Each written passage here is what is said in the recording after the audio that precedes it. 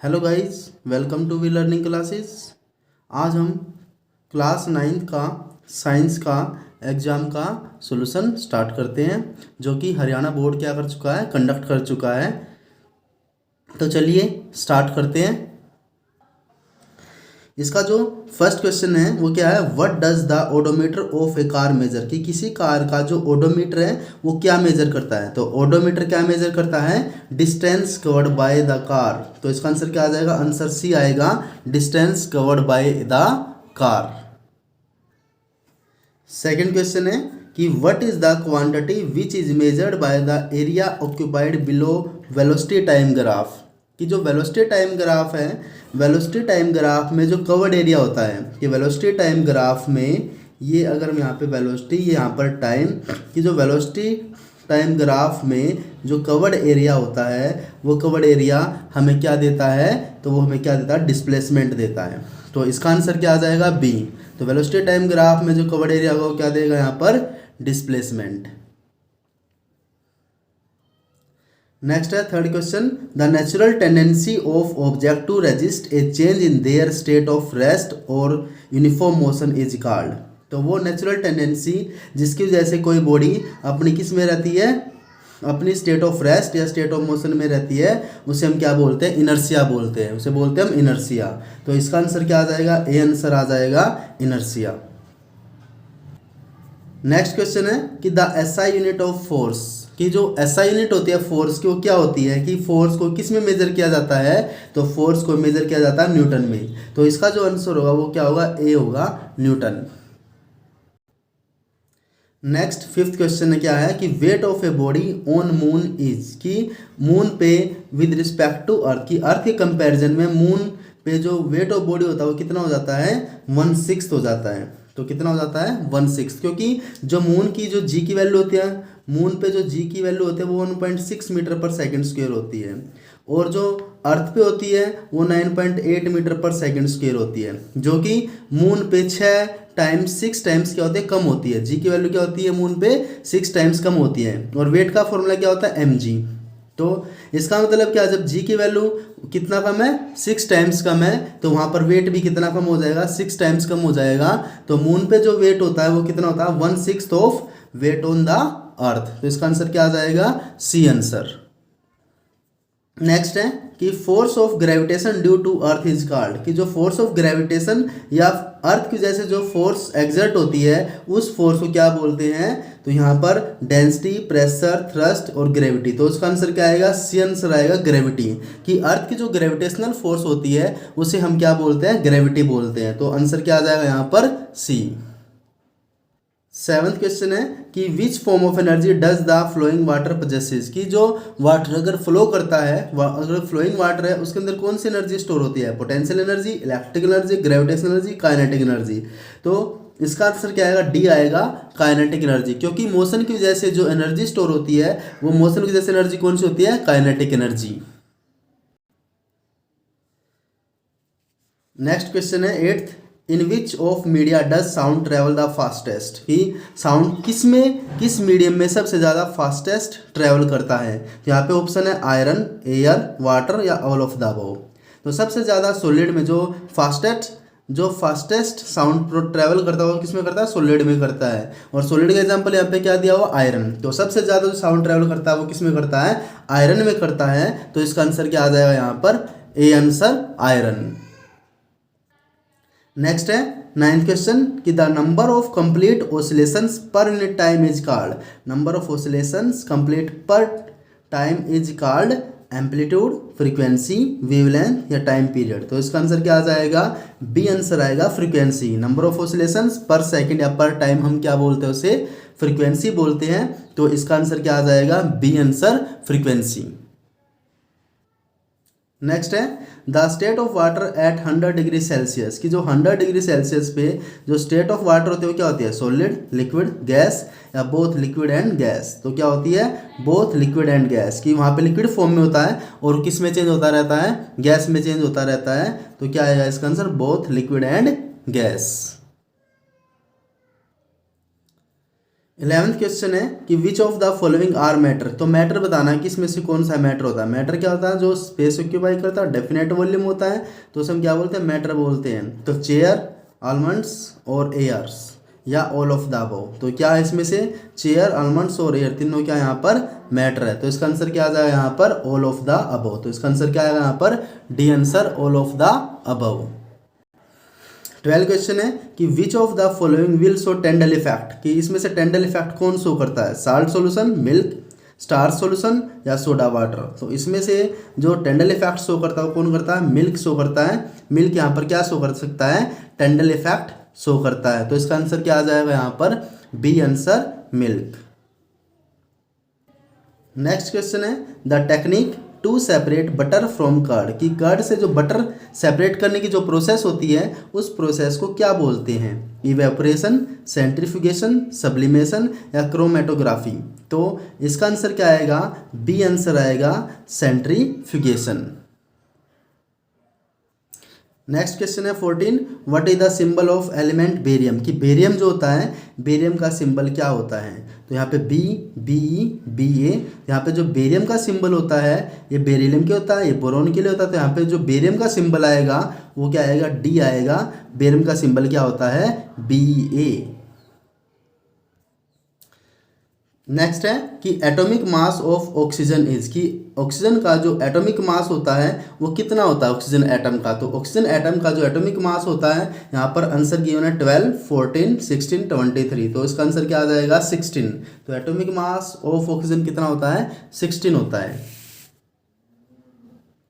Next question है कि 1 mole of anything is equal to in numbers, कि 1 mole of substance में कितने नंबर ऑफ एटम्स और मॉलिक्यूल होते हैं। तो 1 मोल ऑफ एटम्स में कितने होते हैं, 6.022 इंटू 10⁻23 एटम्स या मॉलिक्यूल्स होते हैं। तो जो 16 का आंसर क्या आएगा यहाँ पर, सी आंसर आएगा 6.022 इंटू 10⁻23। 17 क्वेश्चन है इसका कि the subatomic particles of an atom are, कि एटम के अंदर कौन कौन से सब एटॉमिक पार्टिकल्स प्रेजेंट होते हैं, प्रोटॉन, इलेक्ट्रॉन, न्यूट्रॉन या ऑल ऑफ द अबव। तो इसका जो आंसर होगा वो क्या, प्रोटॉन भी प्रेजेंट होते हैं, इलेक्ट्रॉन भी प्रेजेंट होते हैं, न्यूट्रॉन भी प्रेजेंट होते हैं। तो इसका आंसर क्या आएगा, डी आंसर आएगा, ऑल ऑफ द अबव। तो सारे के सारे तीनों टाइप के पार्टिकल कहाँ पे प्रेजेंट होते हैं, एटम के अंदर। 18th क्वेश्चन क्या है कि हु डिस्कवर्ड सेल, कि सेल की जो डिस्कवरी है वो किसने की थी, रॉबर्ट हुक ने की थी। तो इसका जो आंसर आएगा, तो हम यहाँ पे देखते हैं कि जो सेल की डिस्कवरी किसने की थी, रॉबर्ट हुक ने की थी। तो इसका जो आंसर आएगा वो क्या आएगा, ए आंसर आएगा, रॉबर्ट हुक।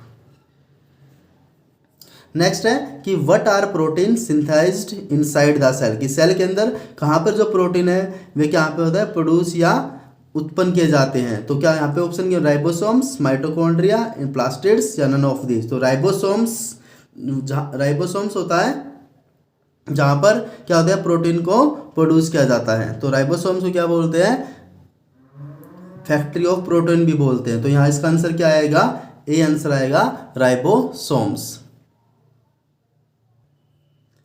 20th क्वेश्चन क्या है कि which tissue is responsible for movement in body, कि हमारी बॉडी में जो मूवमेंट के लिए रिस्पॉन्सिबल है वो किस टाइप का टिश्यू रिस्पॉन्सिबल है। तो यहाँ पर option given nervous tissue, parenchyma, epithelium tissue और मसल टिश्यू। तो जो मूवमेंट के लिए रिस्पॉन्सिबल होता है वो कौन सा होता है, मसल टिश्यू होता है।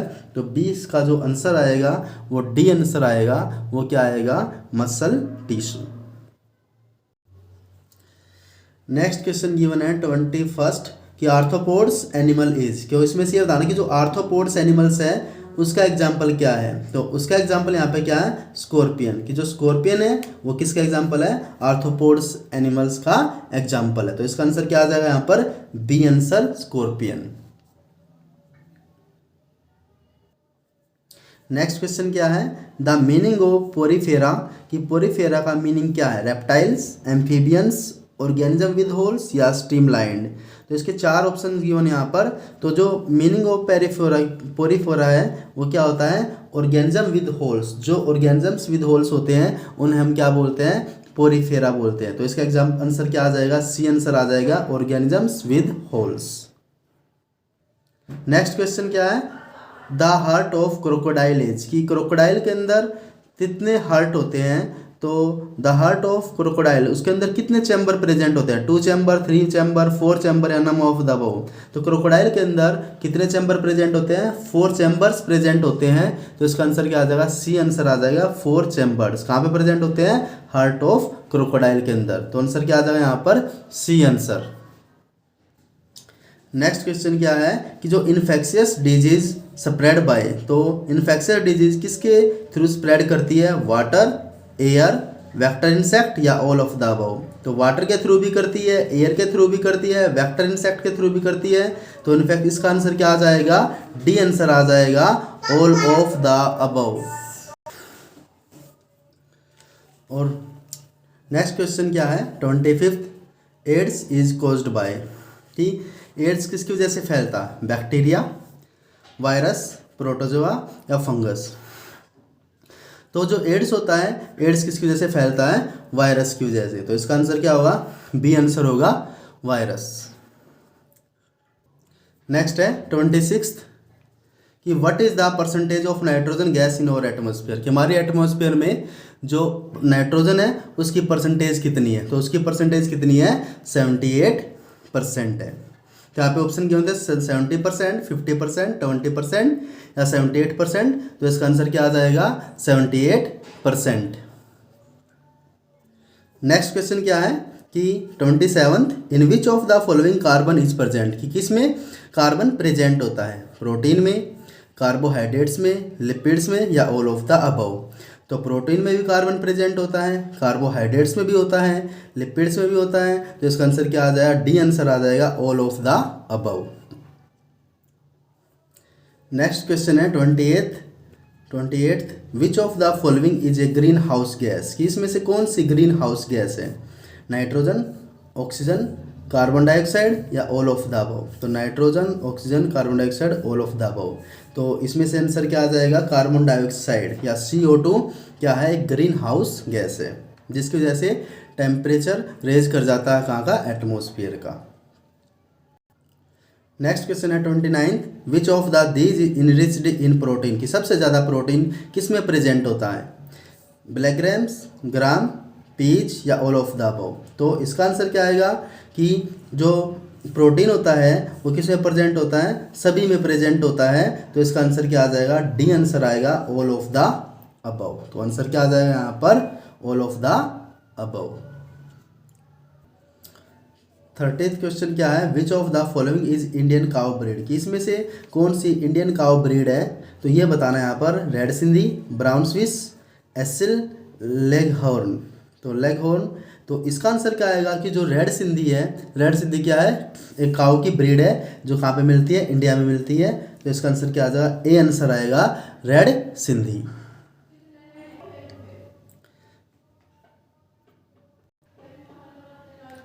तो सेक्शन बी, इसके जो सेक्शन बी है उसमें क्या दिया गया है, very short answer type question दिए हुए हैं। तो उसका जो 31st है उसमें एक न्यूमेरिकल गिवन है कि a racing car has a uniform acceleration of 4 metre per second square, कि जो इसमें एक्सेलरेशन गिवन है, एक्सेलरेशन की वैल्यू कितनी है, 4 मीटर पर सेकेंड स्क्वेयर है। What distance will it cover in 10 second. तो यहाँ पर जो टाइम है, टाइम भी गिवन है यहाँ पर कितना, 10 सेकेंड है। क्या फाइंड करना है यहाँ पे, मैं डिस्टेंस s फाइंड करना है कि डिस्टेंस s कितना है आफ्टर स्टार्ट, कि स्टार्ट होने के बाद। तो जब स्टार्ट हुआ था उस टाइम उसकी इनिशियल वेलोसिटी क्या थी, 0 थी। तो यहाँ पे इनिशियल वेलोसिटी हम यहाँ पे क्या ले लेंगे, 0। तो हम यहाँ पे इक्वेशन यूज करेंगे, s इज इक्वल टू ut plus half at square.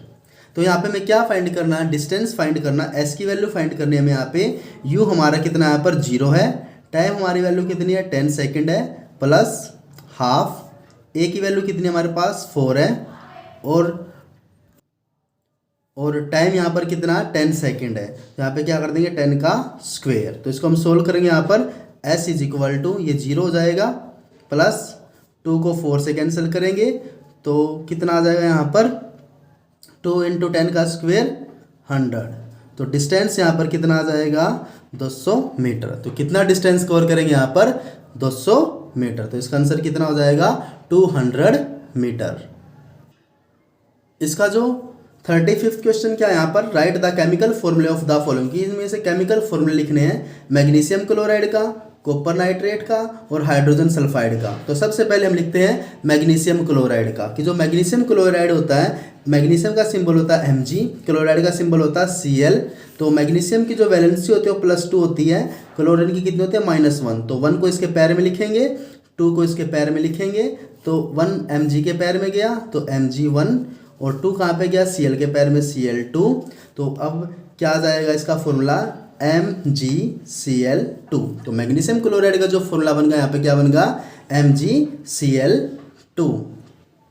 Next है सेकंड कॉपर नाइट्रेट, कि कॉपर नाइट्रेट का क्या होगा।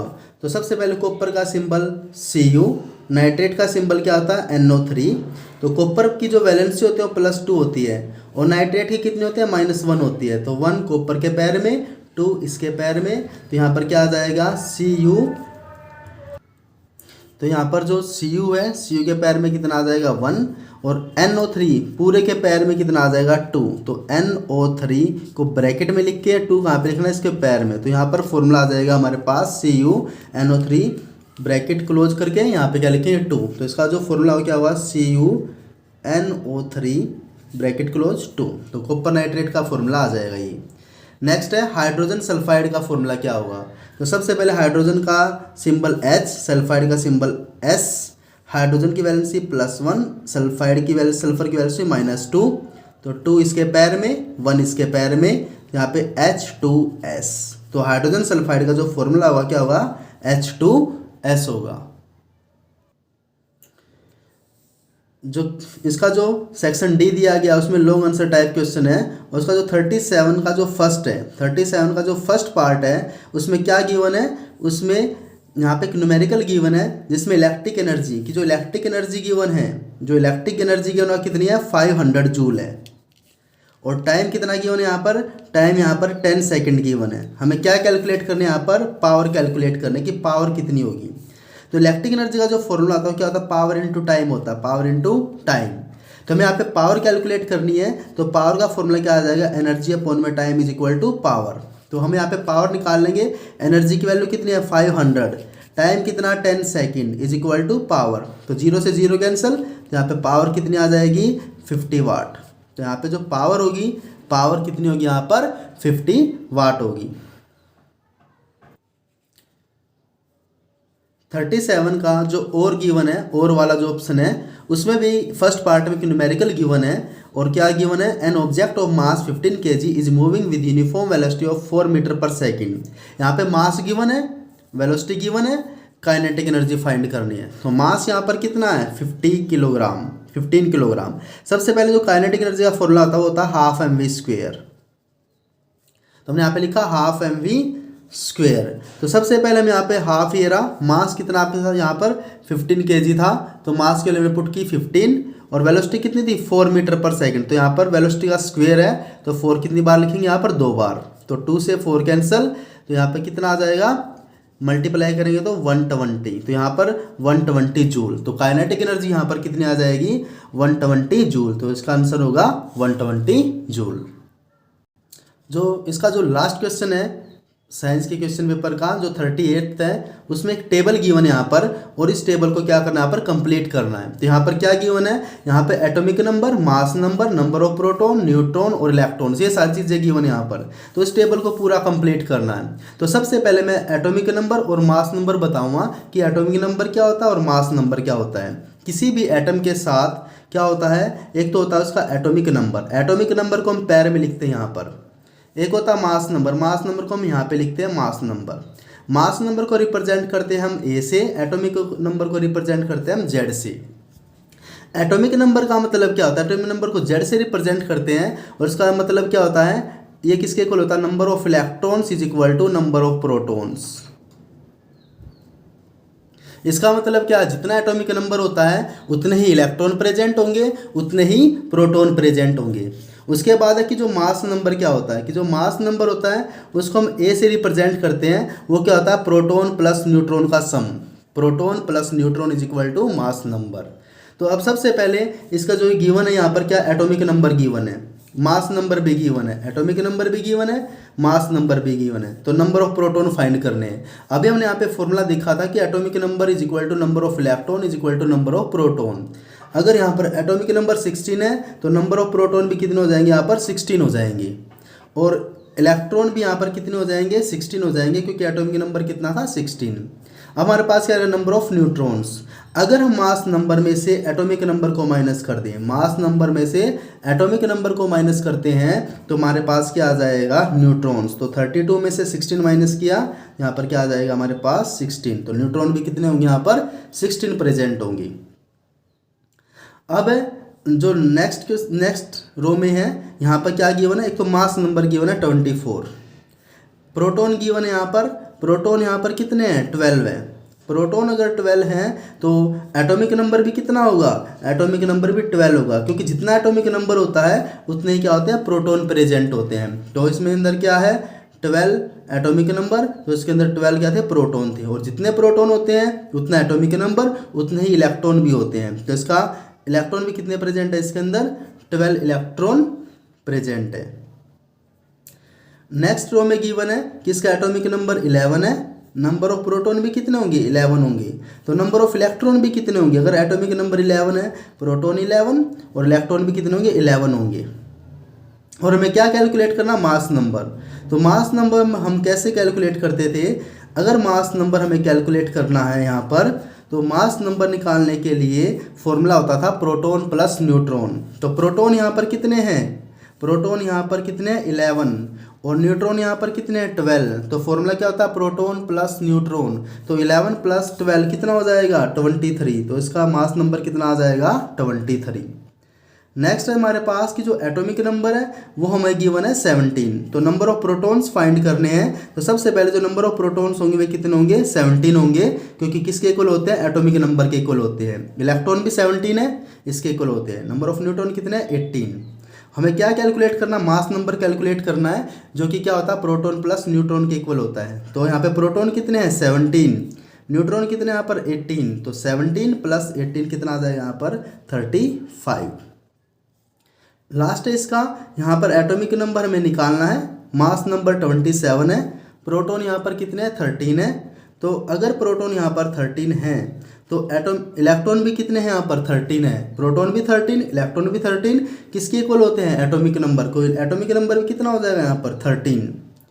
हमें क्या कैलकुलेट करना है, न्यूट्रॉन और कैलकुलेट करने यहाँ पर। अगर मास नंबर में से हम एटॉमिक नंबर को माइनस कर दे तो क्या आ जाएंगे हमारे पास न्यूट्रॉन। तो 27 में से 13 माइनस करेंगे तो कितना आ जाएगा 14। तो नंबर ऑफ न्यूट्रॉन भी कितने होंगे यहाँ पर 14 होंगे। तो ये था complete solution of class 9th का साइंस का जो कंप्लीट सोल्यूशन था वो हमने आज यहाँ पे किया है। अगर ये वीडियो आपको पसंद आए तो लाइक शेयर एंड सब्सक्राइब करना ना भूले। Thank you.